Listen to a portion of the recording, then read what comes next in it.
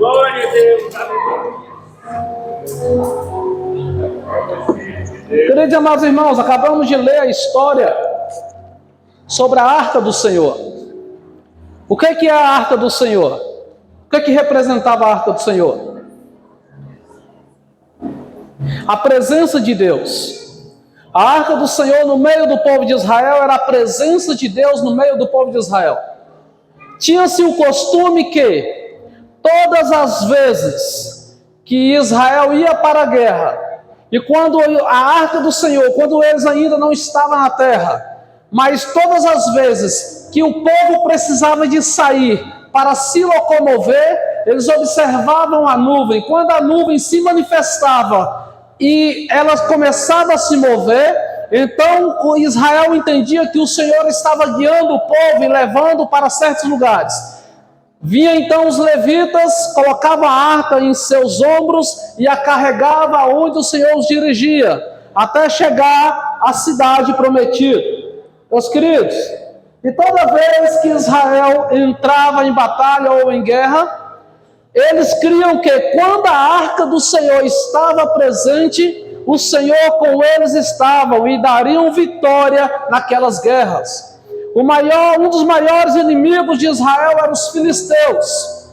Por muitos anos os filisteus encerravam a batalha, combatia contra Israel.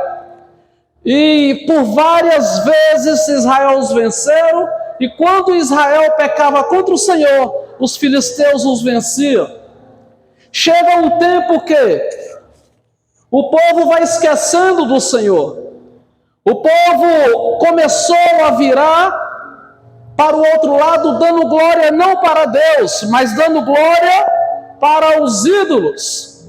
No meio de Israel, o povo, eles tinham um coração que pendia muito para a idolatria. E por causa dessa idolatria, muitas vezes as guerras eram perdidas. Os inimigos de Israel entravam na terra, saqueava as riquezas de Israel, pegava o povo de Israel e colocava eles como os escravos. E aqui Samuel vem registrando exatamente isso. Quando você abre o livro de Samuel, 1 Samuel, você vai ver que em Israel havia um homem chamado Eucana, chamado Eli. Eli era o sacerdote, e havia ele 2 filhos, Ofne e Finéias. E esses eram para todo o povo de Israel uma vergonha, e fazia da casa de Israel ser uma vergonha. Todo o povo subia ao monte, subia à casa do Senhor para oferecer holocausto a Deus. E de repente eles começaram a fazer coisas que não agradavam a Deus. E então o povo começou a se afastar e falar mal da casa de Deus. E quando a história era conhecida por todos os moradores, na qual subia a casa de Deus, as pessoas começaram a se afastar da casa de Deus. Eis aqui o que eu sempre tenho batido. Quando a casa de Deus ela está dividida, é impossível dela subsistir. Quando a casa de Deus está entrando por outros caminhos, da qual Deus não ordena, o juízo de Deus vem, irmãos, é impossível de não vir. A Bíblia declara que estes jovens fizeram um feito dentro da casa de Deus, dentro dali da onde se sacrificava, onde trazia vergonha para Eli, onde trazia vergonha para todo Israel. Os obreiros daquela casa, que era para ajudar o sacerdote, estavam trazendo vergonha, ao invés de levantar a casa, de sustentar a casa, para que o nome do Senhor fosse glorificado naquele lugar. A ponto que levavam até mulheres para a porta do santuário e se prostituíam com ela ali do lado da arca do concerto. É sério o negócio. Então começa Deus observar toda aquela cena e fala: chega, Eu preciso dar um jeito, preciso trazer um conserto. Então vem os filisteus a guerrear contra. Na primeira guerra, cerca de 4.000 homens de Israel morrem. Vem na segunda guerra, a segunda batalha. Então eles entendem que faltou a arca do Senhor aqui no meio da batalha. Foi por isso que perdemos. Pensavam eles que se buscasse a presença de Deus de qualquer maneira, da forma que eles estavam, não se arrependendo, não deixando seus maus feitos, Deus seria com eles e daria vitória na guerra. E nessa segunda batalha, perderam-se a guerra e o pior, perderam-se a arca. A arca foi levada pelos filisteus. A Bíblia fala que os filisteus recolhem a arca do meio de Israel, retira do meio do povo a presença na qual era ali instituída através daquele móvel que era a arca, já não se habitava, mas já não estava mais no meio de Israel. E o povo bradou, o povo chorou, o povo exclamou, porque a presença de Deus não estava mais lá. E quando nos falta a presença de Deus, meus queridos, é tristeza, é luto. A Bíblia fala que passa-se reis, aliás, passa-se vários juízes, passa-se profetas, até se levanta um rei chamado Saul, primeiro rei de Israel. Ao invés do seu coração estar voltado para Deus, para ir atrás da arca, Saul nem sequer falou da arca em seu reinado. E quando alguém está em uma liderança e o seu foco não é trazer a presença de Deus para aquilo que ele está liderando, vai ser fracasso. Quando o seu coração, o seu intuito não é de trazer a presença de Deus para o grupo que ele lidera, para a igreja que ele pastoreia, para o grupo da qual ele está à frente, é fracasso. A presença de Deus, irmãos, ela tem que estar no centro, ela tem que ser inevitável, tem que ser notório. Os milagres, eles têm que acompanhar. Se os milagres não estiver acompanhando, tem alguma coisa errada. Os milagres, eles têm que ser notório. É o que faz, irmãos, reconhecermos que o efeito da glória de Deus está presente. O próprio Jesus fala: os sinais seguirão os que crerem. Se os sinais não estão seguindo, se não está acontecendo, precisamos trazer uma revisão e observarmos o que está de errado.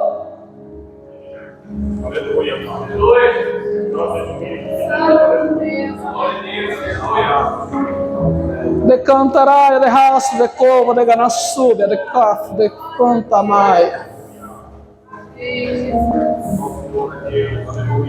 Aí começa Saul, em toda a tua história, nem se lembra da arca. Deus, olhando para Saul, reprova pelas suas atitudes e levanta. A Bíblia fala que Deus levanta o homem segundo o seu,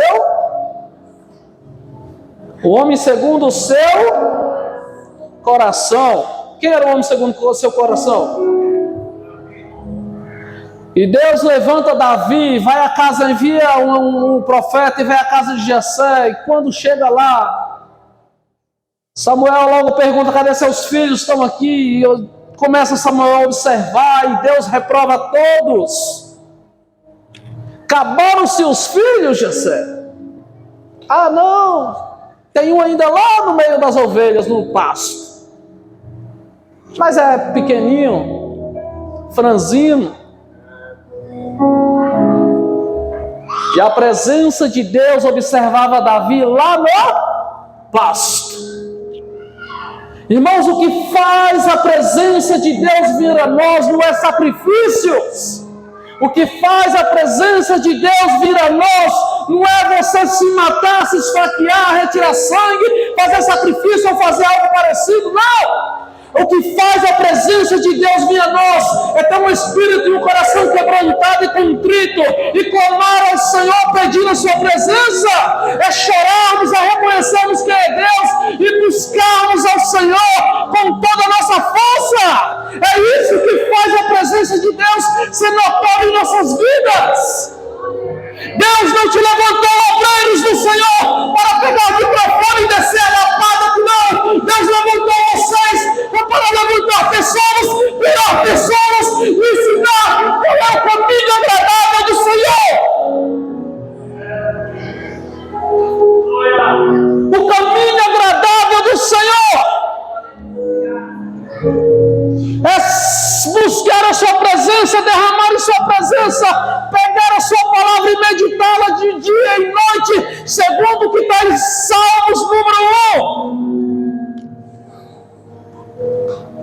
Bem-aventurado o varão que não anda segundo o conselho dos ímpios, nem bem-aventurado o varão que não anda segundo o conselho dos ímpios, nem se assenta à roda dos escarnecedores, nem se detém no caminho dos pecadores, mas antes tem o seu prazer na lei do... O coração contrito, o espírito quebrantado é o que chama a presença de Deus, irmãos. É o choro da alma.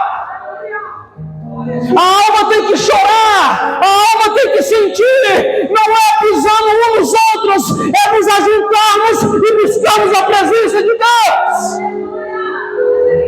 É isso que chama a presença de Deus.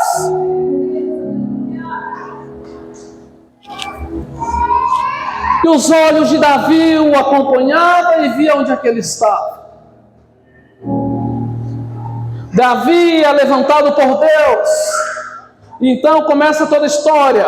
Então Davi, quando ele vai reinar, primeira coisa que ele faz é lembrar da arca do Senhor. Davi não conheceu a arca do Senhor. Talvez você nem seu pai conheceu a arca do Senhor, porque na contagem aqui, teologicamente falando, é em torno de 70 anos que a arca estava longe de Israel. 70 anos, passou-se a juventude toda, não viu a presença do Senhor. Passou toda aquela juventude, não conseguiu ver a arca, não conseguiu ver os sacerdotes que iam para o povo, pegavam o cordeiro, levavam para dentro, sacrificava com sua mão de sangue, tocava nas 4 pontas do altar e trazia a ele a resposta de Deus. O Senhor recebeu o sacrifício.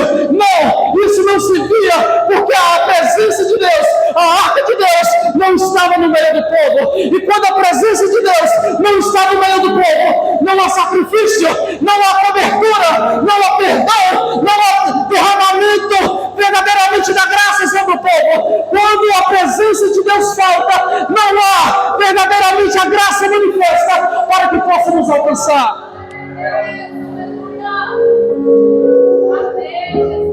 Ei! Livro de Êxodo, capítulo 25, versículo 10, a palavra do Senhor diz que Deus manda construir uma arca, e a arca construída precisava do material correto, não era qualquer madeira. Por quê? Sempre tem um porquê. Lembra que eu sempre falo aqui? Quer entender a Bíblia? Faça-se 3 perguntas: por quê, para quê e para quem. Se você não fizer, você não vai entender a Bíblia. Quer entender a Bíblia? Sai também e vai para a história da Bíblia, vai para a história da igreja, vai para a história e os costumes de Israel. Senão você nunca vai entender a Bíblia. A partir do momento que você fizer isso, você vai entender verdadeiramente o que a Bíblia está falando através da sua história.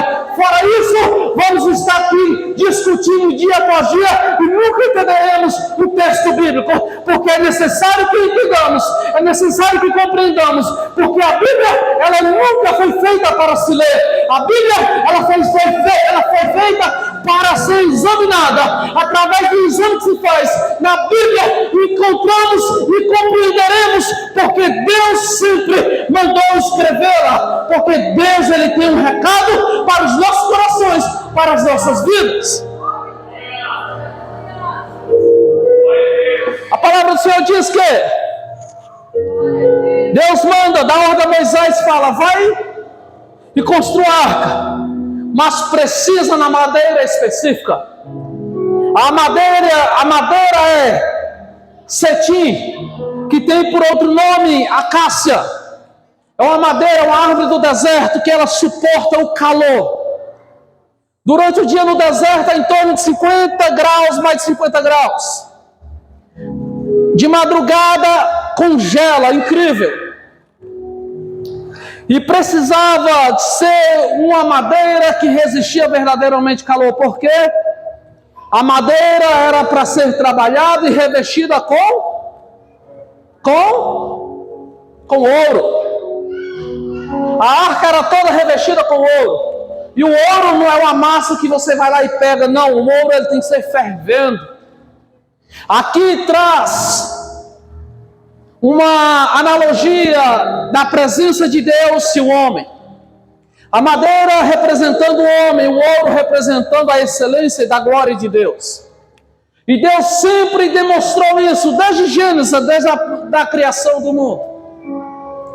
Quando Deus se manifesta a Adão, ele sempre demonstra ali qual era o intuito do seu coração, era de ter intimidade.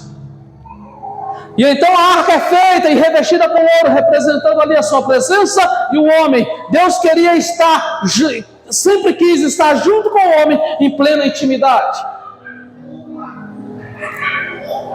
Mas Deus determinou que se fizesse as separações de famílias. Não era qualquer pessoa que podia tocar na arca. Não era qualquer pessoa que poderia fazer celebrações ao Senhor. Não era qualquer pessoa que poderia adentrar no Santo dos Santos. E Deus separa 3 famílias, que era a família dos levitas. E na família dos levitas havia 3 famílias. O nome delas era Merari, Gerson e Coate. Determinou o Senhor a Moisés, está lá no livro de Números, capítulo 7, versículo 9. Merari recebe 4 carros e 8 bois para carregar as tendas, os utensílios ali do santuário. Gerson, da mesma maneira, recebe 2 carros, 4 bois para carregar os utensílios, as cortinas, as peles, tudo que usava ali no santuário. Mas a família de Coate, a elas não foi dado nada, a não ser carregar a arca em seus ombros. Sabe por que muitas vezes as nossas vidas é apertada com muitas provas e situações que não entendemos nem compreendemos? Deus nos levanta para orar por alguém, e muitas vezes é nós que precisamos da oração. Deus nos levanta para dar uma palavra para alguém, e é nós que necessitamos daquela palavra. Porque Deus te coloca na posição de Coate, da família dos coatitas, porque Deus, Ele confia em seus ombros a oportunidade de carregar a arca, a oportunidade de carregar a presença de Deus, irmãos. Os coatitas recebem o serviço de carregar em seus ombros a arca. E não era de qualquer jeito, tinha que se santificar, tinha que buscar. Eles não podiam olhar para dentro da arca, não, mas o prazer que eles tinham era carregar a arca em seus ombros. No capítulo 6, do versículo 6, diz: e quando chegaram à eira de Nacon, Uzai estendeu as mãos à arca de Deus e segurou, porque os bois estavam sacudindo. Em outras versões, os bois tropeçavam. Em nossa caminhada, irmãos, os bois sempre vão tropeçar. Mas é necessário termos raízes para não cairmos. É preciso ter raízes para estarmos enraizados em Cristo. A Bíblia sempre fala que precisamos estar a nossa confiança no Senhor. No livro de Tessalonicenses diz que enraizados, edificados nele. O problema é que muitos homens de Deus estão caindo, que a sua fé não está mais enraizada e edificados nele. O problema é que estão enraizados e edificados nesses ou naqueles. O problema de muitos caírem é estar edificados em homens, em dinheiros, em carros, se esquecendo da presença de Deus. Quando a nossa fé está firmada nas coisas, perdemos tudo. Perdemos tudo. Enraizados e edificados nele. Ei, os coatitas, imagina comigo no deserto, grau de 40, 50, 55 graus, carregando a arca, carregando tudo aquilo que fazia parte da arca, e ele começa a carregar a família de Gerson, a família de Merari, olhava e falou lá os bobos carregando peso, enquanto nós temos carros para carregar. Já pensou? Mas para os coatitas era um prazer, irmãos, porque estava pertinho da glória de Deus. Quando entendemos que é a glória de Deus, que é o que mais vale sobre tudo quanto estamos buscando, compreenderemos qual é a vontade perfeita e agradável de Deus. A Bíblia fala que quando Uzá toca na arca, Deus o parte. Não vou entrar nesse detalhe, que eu tenho uma visão totalmente diferente do que foi pregado aqui, então para eu não entrar em debate, não há oportunidade, se quiser eu entro, mas não vou entrar para não dar esse mérito. E se entristeceu Davi por ter ferido o Senhor Uzá, e foi chamado aquele lugar Pérez Uzá até o dia de hoje. Até o dia de hoje, toda vez que você vê na Bíblia escrito até o dia de hoje, é até o dia que o escritor estava escrevendo a história. Porque hoje muitas coisas mudaram. E temendo Davi ao Senhor naquele dia, disse: como terá que vir a minha arca do Senhor? Irmãos, estamos vivendo em um tempo difícil. E diante de tantas afrontas que o mundo gera contra as nossas vidas, como lidar? Como devemos lidar? A Bíblia continua ensinando e dizendo: sem mim nada podeis fazer. Vai chegar tempo, escute o que eu estou te falando, que esses templos vão ser fechados. Escute o que eu estou te falando. Vai chegar tempos que um trabalho aqui como este será crime, e seremos nós lançados como criminosos. Os nossos cultos, essas reuniões, teremos que fazer escondidos. Chegará tempos que buscaremos montes, montanhas, casa de A, ou B ou C para prestarmos cultos ao Senhor, porque esses templos serão fechados. Escute o que eu estou te falando. Como lidar? Chegará tempos que 2 homens chegará diante dessas portas e procurará sacerdotes para se casar. E se não fizer o casamento, vai preso. Mas uma palavra eu tenho, hoje eu sou presbítero, não sou pastor. Claro que o presbitério ainda se faz casamento, tem quase praticamente as mesmas funções que o pastor. Mas se me chamarem, eu prefiro ir preso, irmãos, do que estar denegrindo a imagem de Deus. Estamos chegando a um tempo que os nossos filhos encararão nas escolas os ensinos contrários, aonde já estão colocando que falar de Deus é proibido. Já estamos entrando em uma fase que já estão querendo trazer o ensino de gênero para as nossas crianças. Nós precisamos educá-los, instruí-los e ensiná-los para que verdadeiramente essa palavra não se desvie, não venha desviar-se do coração dos nossos filhos. Precisamos verdadeiramente dar um basta a Satanás, repreendendo e orando pela nossa nação, ensinando os nossos filhos o que é certo e o que é errado. Ei, Satanás, está repreendido em nome de Jesus, porque a presença de Deus prevalecerá sobre as nossas casas, sobre os nossos filhos, sobre a nossa família. A glória de Deus prevalecerá. Aleluia! Aleluia!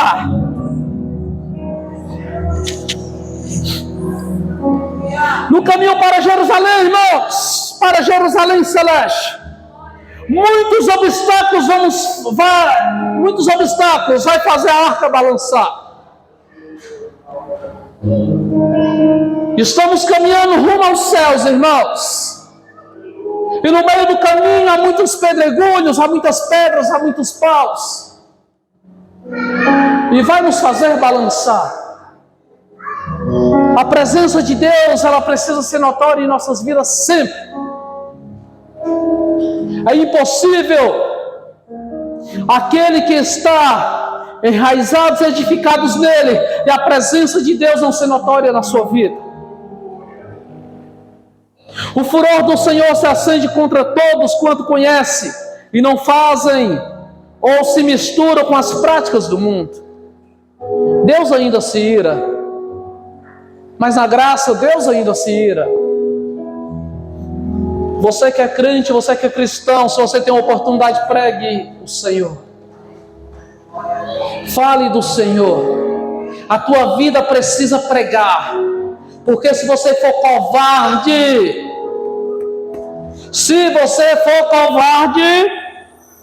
o próprio Jesus fala assim,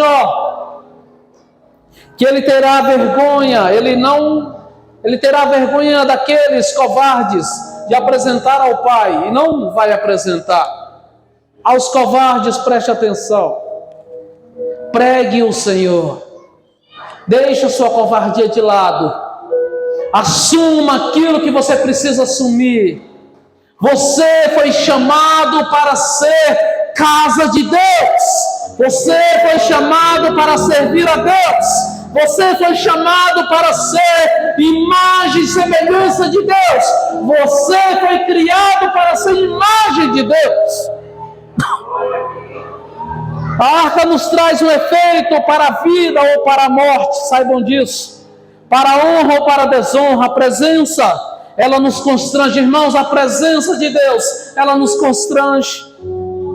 A presença de Deus, ela nos constrange. O que é constranger? Tem muita gente que precisa aprender o que é isso. E Vailton está querendo se achar. Não é nada disso. É porque eu estou me deparando com certas situações. Que misericórdia.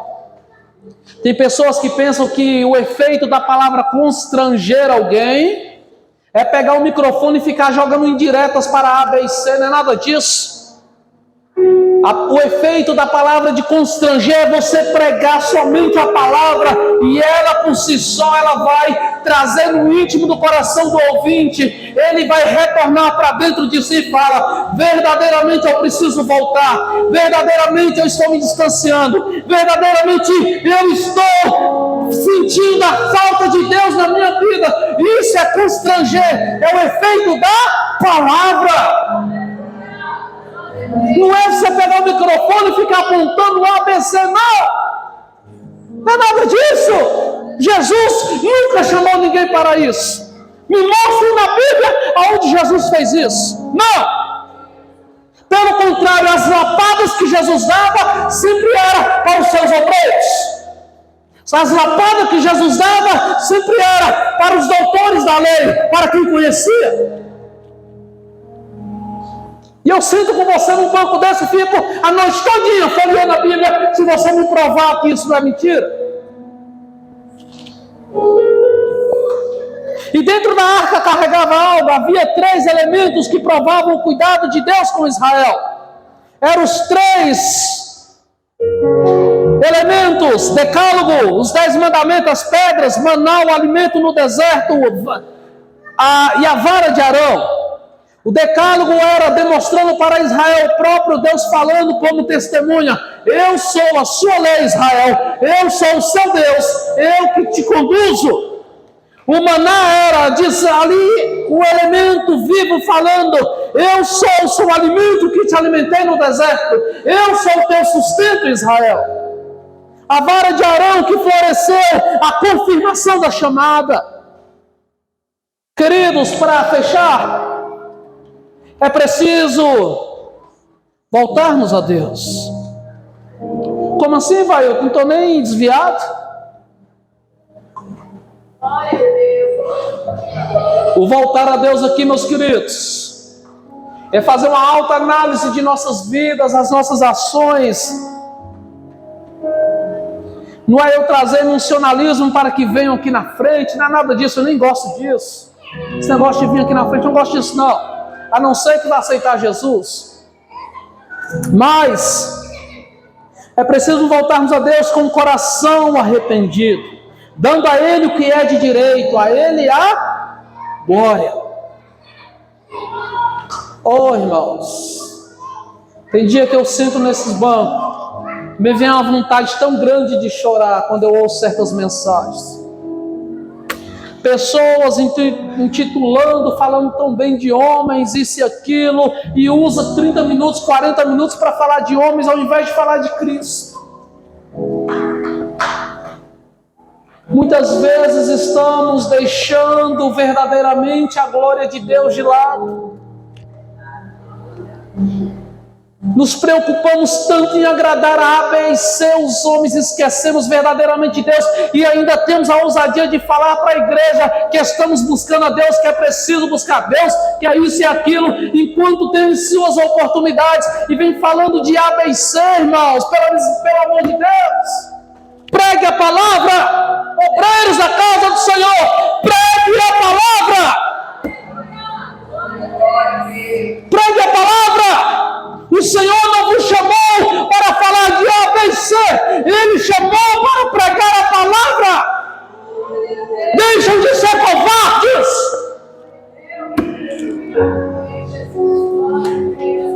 Pregue a palavra. É necessário estarmos prontos, irmãos, para que a nuvem continue a trovejar sobre a arca.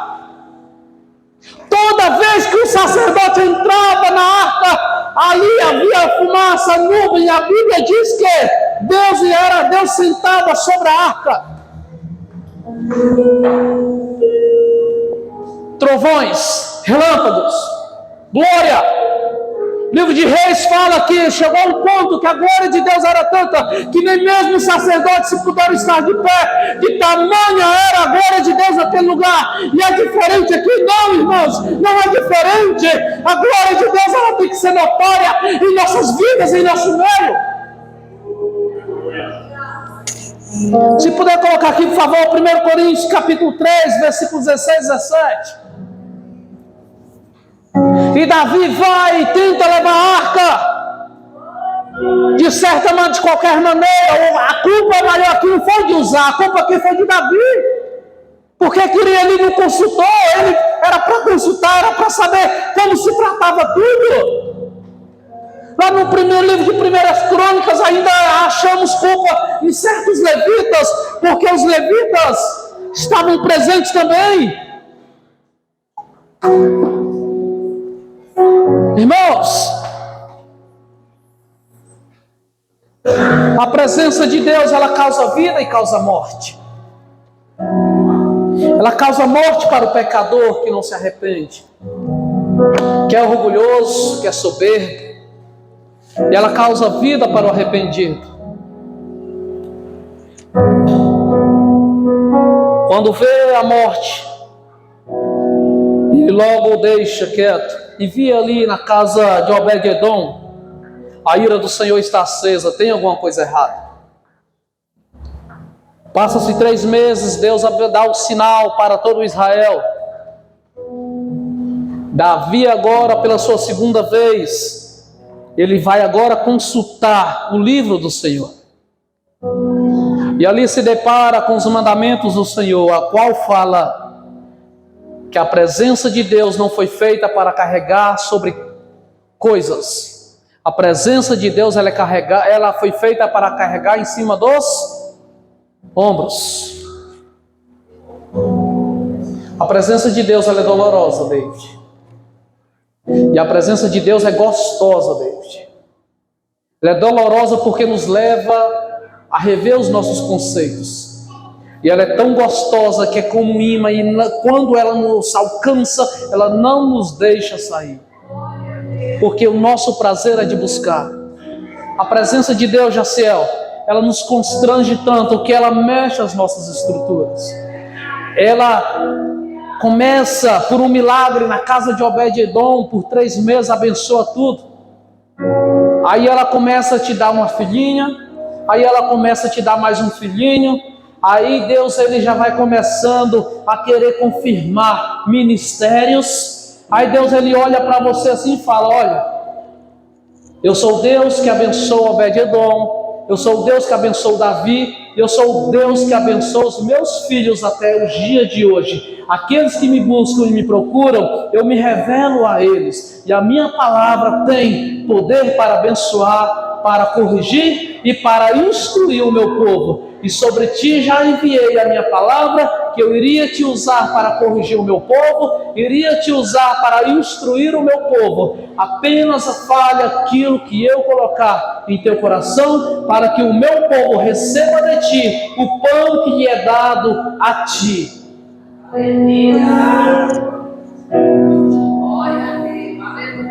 A palavra diz que Davi volta, entende o mistério, agora vai pegar e vai carregar. Não agora mais em cima de carros, mas agora em cima dos ombros dos levitas. E quando Davi agora pega e determina os levitas, então eles pegam a arca e começam a andar. Aqui a presença de Deus era representada através do móvel chamado Arca do Concerto ou a Arca da Aliança, que é a mesma coisa. Mas aqui, depois da graça, a arca mudou. Sabe quem é a arca agora? Olha lá o 1 Coríntios capítulo 3, versículo 16. Não sabeis vós que sois o templo de Deus e que o Espírito de Deus habita em vós? Ei, sabe quem é a arca agora? Olha o que aqui está falando lá. E se alguém destruir o templo de Deus, Deus o destruirá, porque o templo de Deus, que sois vós e santo. Sabe que a arca de Deus agora é vocês, aonde agora é morada do Espírito Santo. É vocês que agora carregam a presença de Deus. Sabe quem é a arca agora? A arca não é mais feita para carregar nos ombros, mas é aqui dentro, é aí dentro. E você precisa estar diante do Senhor para carregar a arca de Deus, a presença de Deus. Sabe o que a palavra está dizendo para você? Ei! A arca de Deus agora é você. Eu e você temos intimidade. É preciso ter intimidade para que a minha presença seja manifesta em tua vida. Sabe o que o Paulo está falando aqui? 1 Coríntios capítulo 6, versículos 19 e 20, para terminarmos. Sabe o que Paulo está falando aqui aos Coríntios? Corinto estava num tempo meio parecido com o nosso que eu digo, o ambiente. Estamos vivendo, infelizmente, irmãos, mais ou menos a época da igreja de Laodiceia, onde muitos estão brigando, querendo cargos, querendo ser isso, aquilo, se prostituindo por causa de cargos, se vendendo por causa de cargos. E Paulo vem advertindo e colocando isso aqui, ó. Ou não sabeis que o nosso corpo é o templo do Espírito Santo, que habita em vós, proveniente de Deus, e que não sois de vós mesmos. Versículo 20. Versículo 20. Porque fostes comprado por bom preço, glorificai, pois, a Deus no vosso corpo e no vosso espírito, os quais pertencem a Deus. Pertence a Deus, e não você pertence a Deus. Você não precisa, irmãos, se vender por nada. Você é a arca de Deus. A arca do concerto agora está sobre você. Você carrega o Espírito de Deus.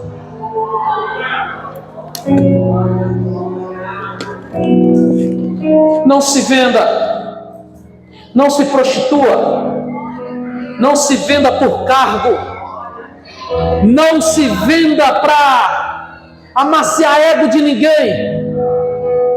Aos covardes eu deixo a minha palavra: deixe de ser covarde e volte para o Evangelho.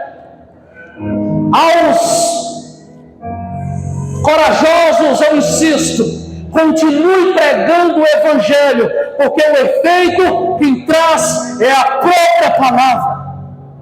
Que o Senhor Jesus vos abençoe e vos dê paz.